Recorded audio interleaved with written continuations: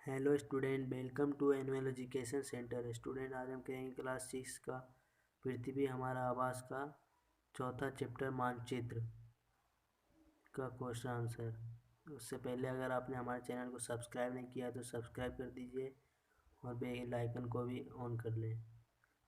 तो चलिए करते हैं पहला प्रश्न है, निम्नलिखित प्रश्नों के उत्तर संक्षेप में दीजिए। पहला है, मानचित्र के 3 घटक कौन कौन से हैं? तो पहले प्रश्न का उत्तर हो जाएगा, मानचित्र के 3 घटक हैं, दूरी, दिशा और प्रतीक। तो चलिए करते हैं दूसरा प्रश्न है, प्रधान द्विबिंदु कौन कौन से हैं? तो दूसरे प्रश्न का उत्तर हो जाएगा, 4 मुख्य दिशाओं को उत्तर, दक्षिण, पूर्व एवं पश्चिम को प्रधान द्विबिंदु कहा जाता है। तो चलिए करते हैं तीसरा प्रश्न है, मानचित्र के पैमाने से आप क्या समझते हैं? तो तीसरे प्रश्न का उत्तर हो जाएगा, पैमाना स्थल पर वास्तविक दूरी तथा मानचित्र पर दिखाई गई दूरी के बीच का अनुपात होता है। तो चलिए करते हैं चौथा प्रश्न है, ग्लोब की अपेक्षा मानचित्र अधिक सहायक होते हैं, क्यों?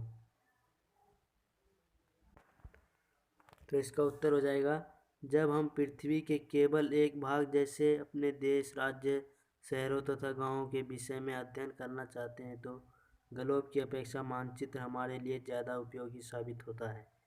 तो चलिए करते हैं पांचवा प्रश्न है, मानचित्र एवं खाका के बीच अंतर बताइए।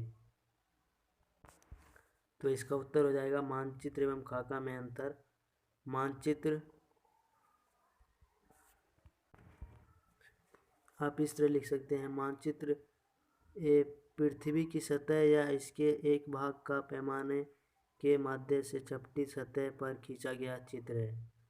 बी, मानचित्र से बहुत ज़्यादा जानकारियाँ प्राप्त होती है। सी, इनमें रूढ़ प्रतीकों का प्रयोग किया जाता है।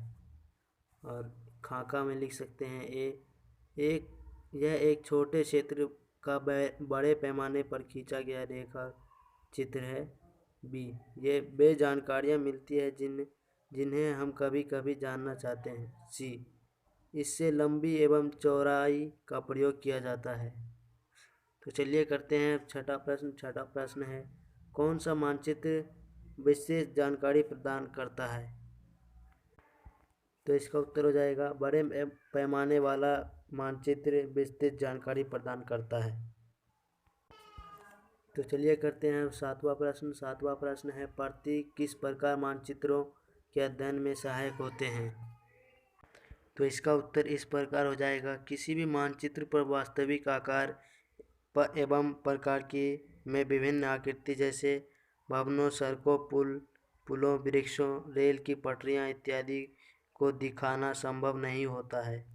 अतः इन्हें अपने प्रतीक चिन्हों द्वारा प्रदर्शित किया जाता है। ये प्रतीक कम स्थान में अधिक जानकारियाँ प्रदान करते हैं। इन प्रतीकों के इस्तेमाल के द्वारा मानचित्र को आसानी से खींचा जा सकता है तथा इसका अध्ययन करना आसान होता है।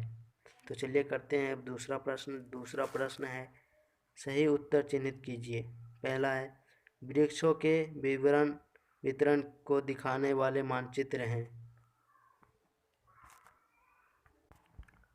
तो पहले का उत्तर हो जाएगा थीमेटिक मानचित्र। तो चलिए करते हैं अब दूसरा प्रश्न है, नीले रंग का इस्तेमाल किसे दिखाने के लिए किया जाता है? तो दूसरे का उत्तर हो जाएगा जलाशयों। तो चलिए करते हैं तीसरा है, दिक्सूचक का उपयोग किया जाता है। तो तीसरे का उत्तर हो जाएगा मुख्य दिशा का पता लगाने के लिए। तो चलिए करते हैं अब चौथा है, पैमाना आवश्यक है। तो इसका उत्तर हो जाएगा मानचित्र के लिए।